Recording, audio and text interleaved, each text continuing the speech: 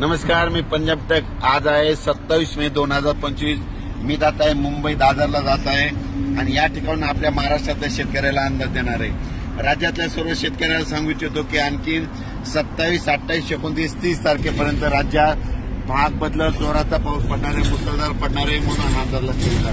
पण राज्यातल्या सर्व शेतकऱ्याला सांगू इच्छितो की तुमच्यासाठी आनंदाची बातमी की तुमचे शेतीचे कामं करण्यासाठी 1 जून पासून ते 6 जून पर्यंत राज्यात सूर्यदर्शन घडणार आहे म्हणून हा अंदाज लक्षात येता।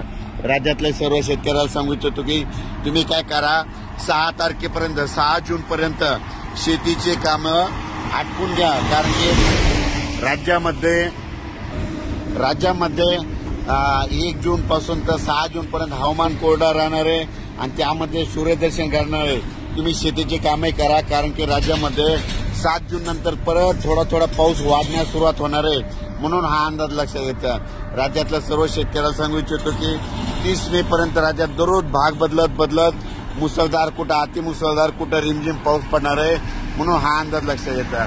पण राज्यातल्या सर्व शेतकऱ्याला सांगू इच्छितो की पाऊस खूप झाला, जमिनीमध्ये ओल भरपूर आहे, पण पेरणीसाठी आपल्या शेतात दुरुस्त नसल्यामुळं सर्व शेतकऱ्याला एक आनंदाची बातमी की म्हणजे तुमच्यासाठी वरून राज्यात 5 ते 6 दिवस म्हणजे 1 जून पासून तर 6 जून पर्यंत रजेवर जाणार आहे, म्हणजे तुम्हाला शेती कामं करण्यासाठी वेळ देणार आहे। तुम्ही त्या 6 जून पर्यंत शेतीचे कामे करून घ्या, कारण की राज्यात 7 जून नंतर दररोज पाऊस वाढण्यास सुरुवात होणार आहे।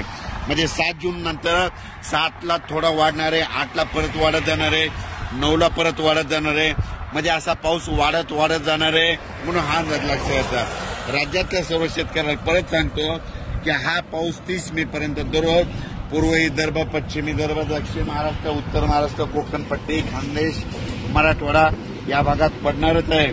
पण जास्त पाऊस मुंबईला मात्र आणखी 2 दिवस म्हणजे 27 आणि 28 2 दिवस मुंबईला इगतपुरीकडे खूप पाऊस पडणार आहे, पुण्याकडे खूप पडणार आहे म्हणून हा अंदाज लक्षात घेतला।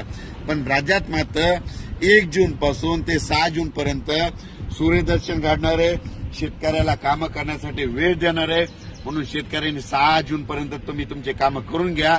7 तारखेपासून राज्यात परत पावसाला थोडी वाढण्यास सुरुवात होणार आहे म्हणून हा अंदाज लक्षात घ्यायचा।